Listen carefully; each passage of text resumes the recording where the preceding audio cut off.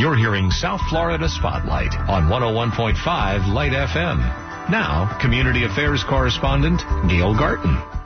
We are talking about traffic for the show and how it's getting better and going to continue to get better in Miami-Dade.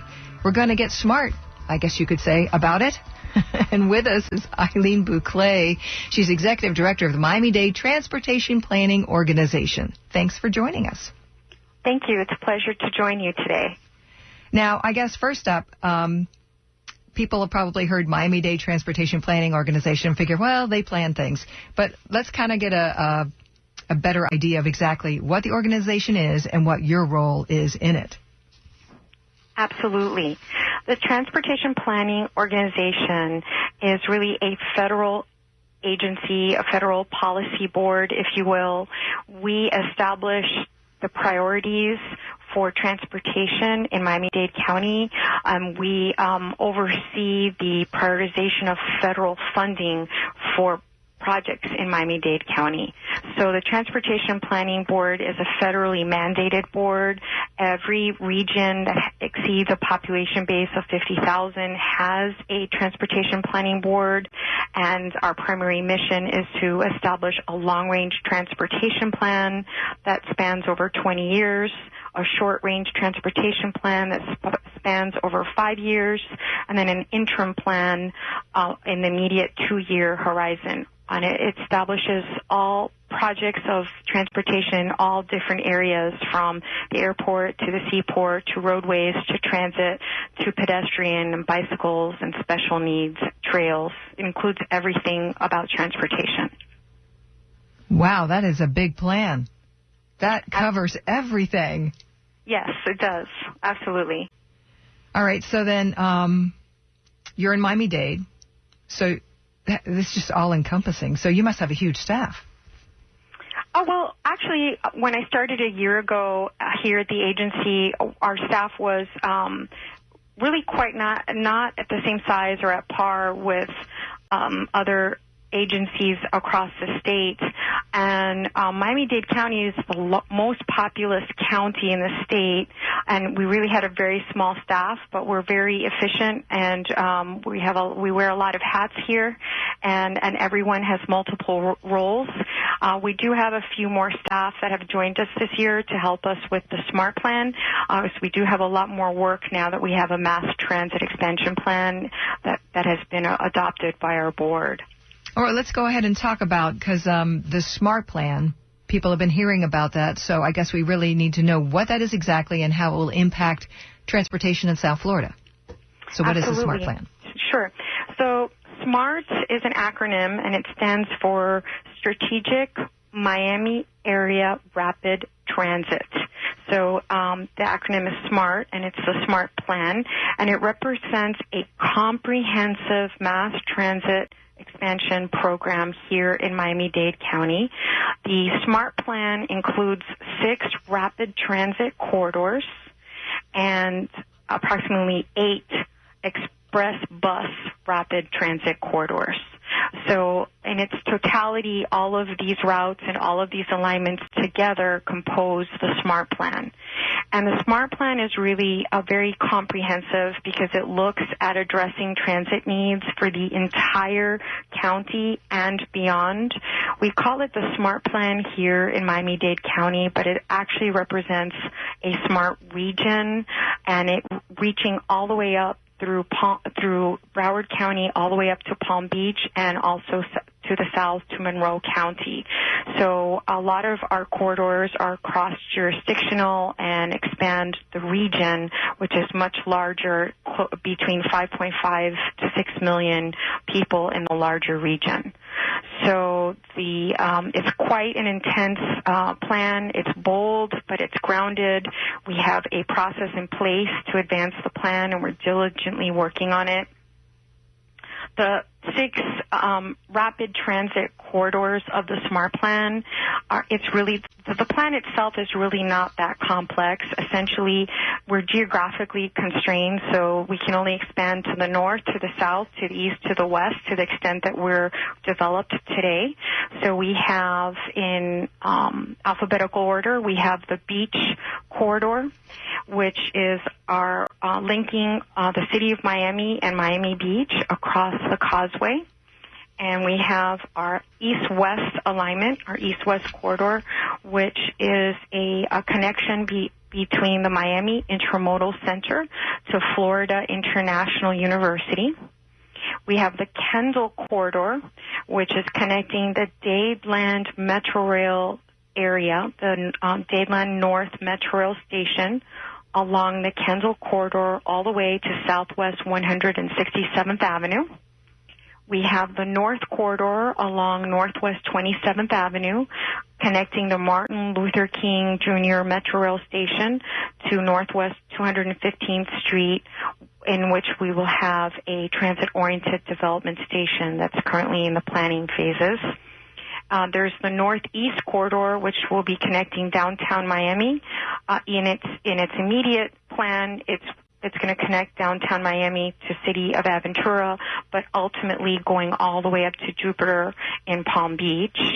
And then we have the South Dade Transit Way, or US 1 busway as was formerly named, which will connect the south, connecting from Dadeland South Metro Rail Station to the Florida City area.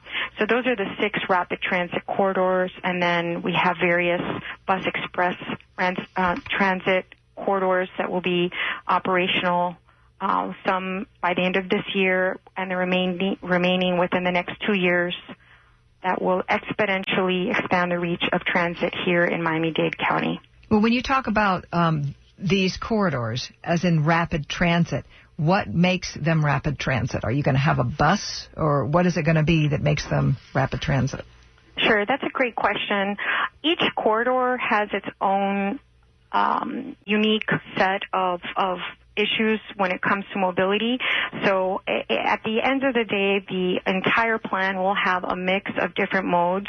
On some corridors, we are looking at buses, express bus service. On other corridors, we're looking at rapid transit technology. Right now, we're in the environmental phase on the rapid transit corridors, which means we're looking at every type of transit technology that's out there, ranging from light rail transit to existing metro rail to other types of services that can be designed on that corridor. And our intent is to identify the most efficient technology to increase the maximum mobility on not just the individual corridors, but the entire plan, the entire system, if you will, as an aggregate. Okay, so you've got these pinpointed as your corridors, but now you've just got to build it or figure out how you're going to do it, whether it's an express bus or an express rail. Yes, that's correct. Maybe a monorail or something flying. Right. Well, right now, we're in that due diligence phase where we're looking at these different technologies. We have looked at other regions across the United States to see what their transit options are and how they're maximizing their mobility. There are other regions in the nation that use a metro rail type service at grade instead of elevated like we currently have right now. Mm-hmm. And we've looked very closely at those regions to see how they're operating those type of technologies and how it's working or not in those areas. We found it very favorable so far, what we've been looking at. The other regions that we've looked at have current light rail systems in operation that we've also been assessing. So there's a lot out there that we need to look at and then assess in terms of cost and any impacts to the community, socioeconomic, environmental. So we need to do a very thorough, analysis of what the best solution will be for each corridor. Now, do you have a deadline that you have to get this in by? Like if you have to come up with something, we've got to get this on the table and get it to everybody, by the end of the year or something like that. Well, we're advancing the environmental documents as we're accelerating that process to the full extent possible. Our interest is to comply with all federal and state requirements that as may be applicable, and that includes the completion of an environmental document so that we can have the projects authorized. But by the end of this year, if you want to bring up timelines, I think it's important to note that by the end of this year, by December of 2017, we will have 3 routes operational on the Bus Express network.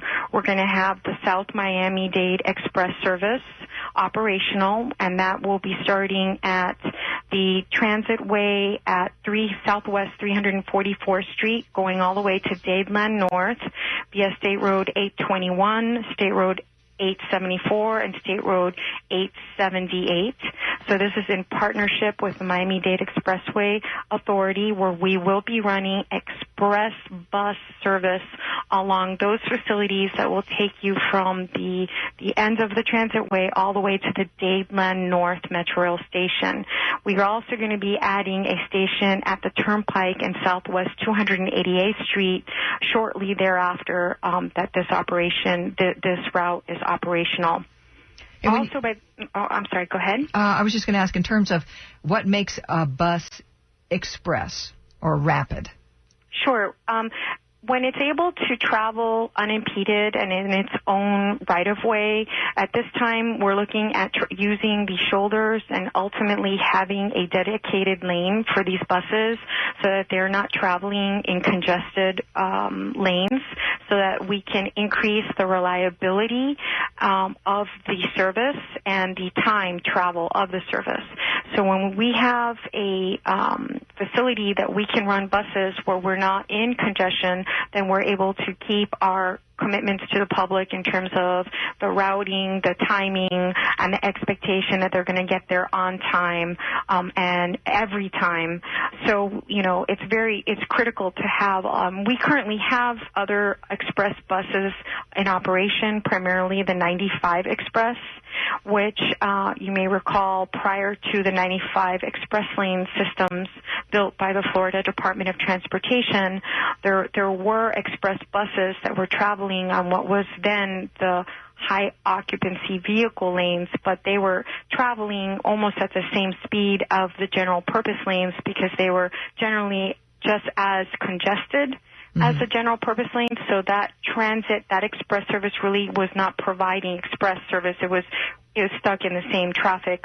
So once the express lane system was up and operational, they were able to increase the efficiency of that route by having less congestion during its peak periods. During the majority of the express lane operation. So we started building considerable ridership on that corridor, and it attracted a lot more riders because of its reliability.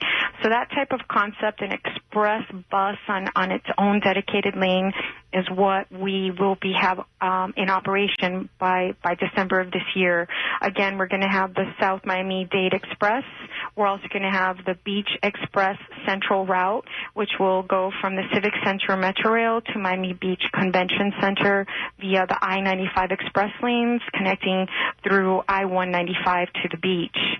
And then we'll also have what we're calling the Florida Turnpike Express service operational, which will start at Southwest 344th Street and continue all the way to the Dolphin station via the Florida Turnpike. And again, we'll be adding a station shortly thereafter at the Turnpike and Southwest 288th Street. So as far as timeline, those are the first 3 routes that will be coming on board and operational by the end of this year. So that's good news for all those people that travel in those areas, I'm sure. Absolutely. We want to get these routes up and running as quickly as possible. We have other initiatives that are currently in progress. We had a groundbreaking earlier this year for the Dolphin Park and Ride facility. It's currently under construction. In addition to that, we received a Federal Transit Administration funding award to be able to implement a transit-oriented development master plan along the east-west corridor. So we're starting that effort now. And then we on the north corridor, we have a transit-oriented development request for proposal that's currently being evaluated by the county, and that will be located at the county line, and that will serve the Northwest 27th Avenue North Corridor alignment. And as you know, we also have the Miami Central Station currently under construction here in downtown, so that one should be operational within a relative 1-year time period. In the South Corridor, we have several park and rides that are currently under development on Southwest 184th Street area and Southwest 152nd Street, in addition to a major multimodal facility that's being planned by the city of Homestead on the Transitway that will directly feed into that smart plan corridor. And all of that, in addition to the new Metrorail cars that are currently under production to be delivered to Miami-Dade County. So we're expecting 136 new Metrorail cars to facilitate all of our current transit needs and some of the expansions that we're talking about. All right, so let's go back a little bit to the, you were talking about the Dolphin Station Park and Ride lot. So did you not have one before, or were you expanding this one, or what did you have instead? Actually, that location had been identified by the Transportation Planning Organization some years ago as a viable location to develop a park and ride lot, and it's been under planning and development for a period of about 2 years, and now it's groundbreaking and under construction.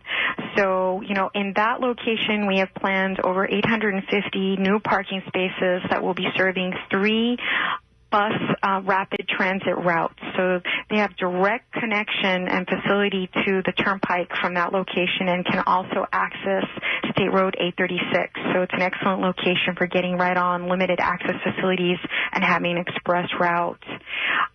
So the estimated commute time from the Dolphin station, from the new Dolphin station to downtown Miami will be approximately 30 minutes during peak travel times. Wow. Yes, so we're very excited about that. At this time, if you're a single occupant vehicle driving along that corridor, that commute it takes approximately 1 hour. So you have a significant time savings with that route once we have that one up and running. So that if you live anywhere near the Dolphin Station Park and Ride lot, you could just go there and know that you're going to save so much, not only on your gas in your car and your time. So that's good news. Yeah, absolutely. If you, your commute trip could be planned such that you drive to the park and ride lot at the Dolphin Station and get on the express bus service and travel directly to downtown and make your last mile connection. We're working very closely with the Miami-Dade Department of Transportation and Public Works to look at first and last miles connections and how we can increase and facilitate that first and last mile access so that we make transit easier and more accessible to more and more people. The Miami-Dade County Transit Agency has a fabulous app that you can download on your phone that has real-time information on what routes that will actually plan your route in advance and tell you what route you need to get on and how to facilitate your trip in the most efficient manner. So if you don't have that app, I strongly encourage that you download it and get familiar with it as you start trying transit to make your trip the most efficient possible. And what's the name of that app? It's the Miami-Dade Transit App. I wonder if it has a specific. It's just Miami-Dade Transit Tracker. Okay. And it also has a very easy pay feature if you want to go ahead and get your pass that you to facilitate information on getting passes for transit. All of that information is on there as well. Okay. Now, in terms of the buses, I was reading that they're now hybrid articulated vehicles. Yes, those are some that are in the fleet as well. I did want to mention also we have 2 other upcoming park and ride lots that we are planning, that are currently being planned, that will really increase and expand the access of this network, and I wanted to specifically mention the Panther station at the FIU campus on Southwest 8th Street and 107th Avenue, and the Tamiami station at the corner of Southwest 8th Street and 147th Avenue. And yes, we do have the hybrid articulated vehicles, and those have capacity of approximately 100 people, and we will be using these type of vehicles on these express bus routes. Now, the two stations that you just mentioned, are those the next ones that will be coming up after you get the Dolphin station completed? Yes, we are. The Dolphin station was actually the first out of 3 major park and ride lots that we have identified for construction in the upcoming years. So you will be seeing the Panther station and the Tamiami station coming online within the next 2 years. Okay, so we're looking at the Dolphin station to come online at the end of this year, right? Is that what the Dolphin station's currently under construction and it'll be completed by the end of this year and fully operational shortly thereafter in the beginning of 2018. Oh, okay. So target 2018 to start cutting down on your ride and having a wonderful drive on a bus.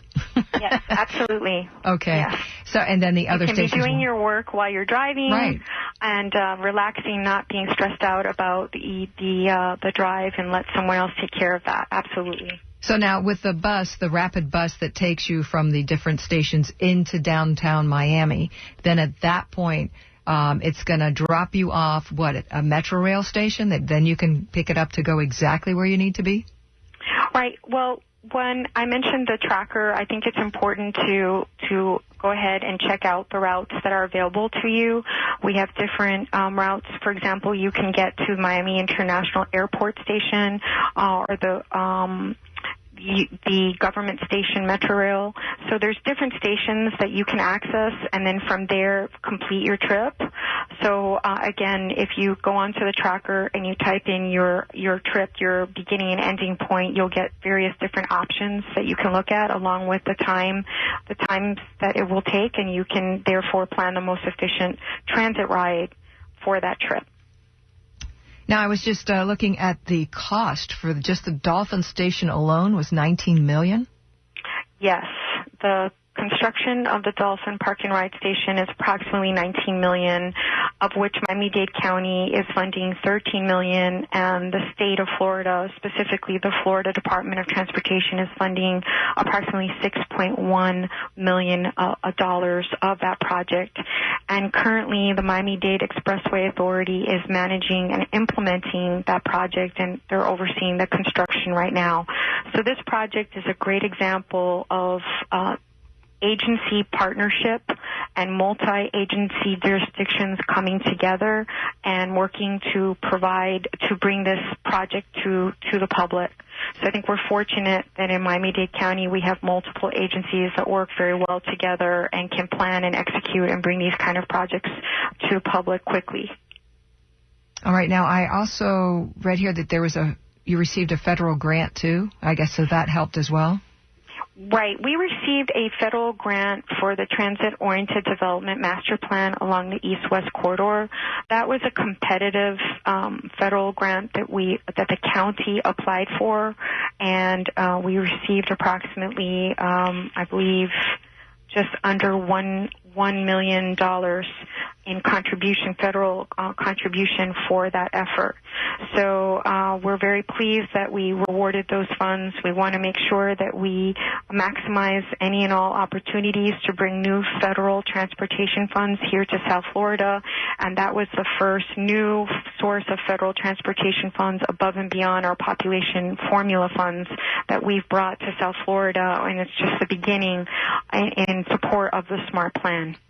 Now, the 3 routes that we're looking at, hoping to be operational, the bus routes, the rapid bus yes. in South Miami Beach and the Florida Turnpike, did those come first because that was the area that was easiest to build, or was it the area that was in most demand? Actually, both.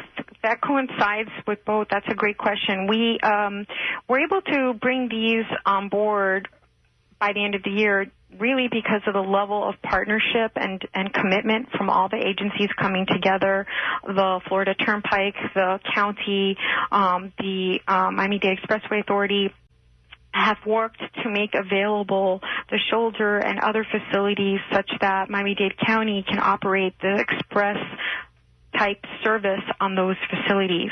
So the fact that we were able to reach out to these agencies and initiate efforts to accommodate this type of service, which includes the median shoulders that are being widened and reinforced to accommodate the bus routes heading into downtown from Dolphin Station, and other work that's required, including the corresponding park and ride.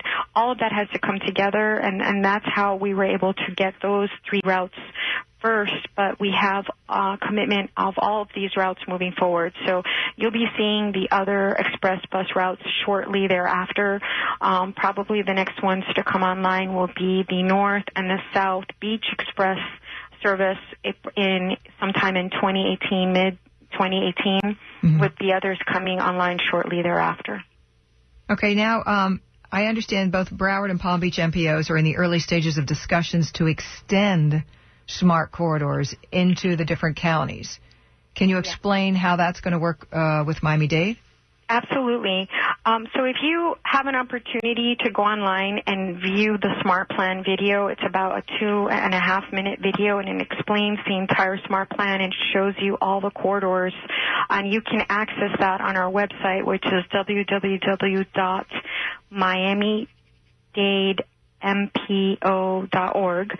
If you view that website, you'll see that the Broward County, Palm Beach County, and Monroe County logos are all on the video because, like I said earlier, it's not just Miami-Dade County Smart Plan, but our Smart Plan is actually representing a smart region because right now Broward County is anticipating the continuation of the North Corridor, that's Northwest 27th Avenue, into Broward County along University Drive, terminating at Sample Road in Coral Springs.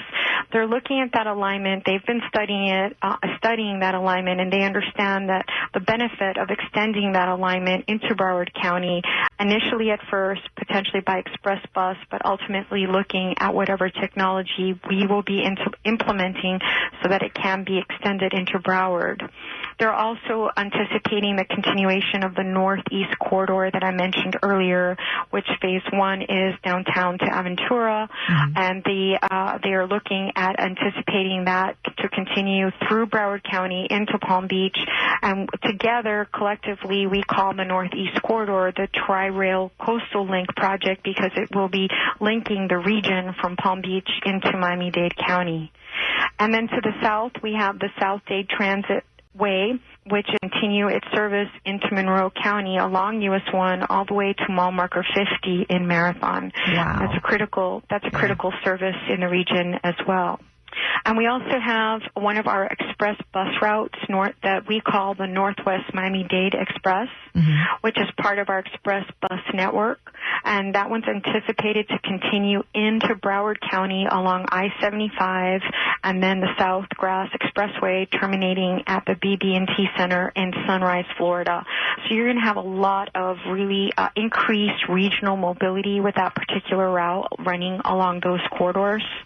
That especially given the fact that it's going to be an express service, it's really going to improve the mobility and movement in that area of the region. And really answer the need for so many who live in Broward and work in Dade, which is huge numbers. That has got to help greatly. So we definitely recognize that. As I mentioned earlier, Miami-Dade County is the most populous county with 2.7 million residents and millions of visitors, but we understand that collectively as a region, going all the way up to Palm Beach, we are a region of over 5.5 million, and we understand that, our travel is very interrelated, and we work very closely together, in particular my counterparts in Broward and Palm Beach, where we have monthly telephone calls and quarterly meetings and very cohesive, coordinated planning efforts. In addition to Miami-Dade County Transportation and Public Works, Alice Bravo, the director, has very concentrated efforts with Broward and Palm Beach transit agencies, and they're working on moving forward an effort that is phenomenal for our region, which is a shared platform for our bus collection fare system that they're working on, so that it can be as effective as possible to provide seamless transportation across the region. Aileen Bouclé, Executive Director of Miami-Dade Transportation Planning Organization, thank you so much for everything you told us about today. Well, thank you, Gayle. It was a pleasure. You've been hearing South Florida Spotlight on 101.5 Lite FM. The opinions expressed are those of the hosts and guests and do not necessarily reflect the views of our staff, management, or sponsors. Your comments and opinions are invited. Email them to litefm@litemiami.com. That's LITEFM@LITEmiami.com. This program was pre-recorded.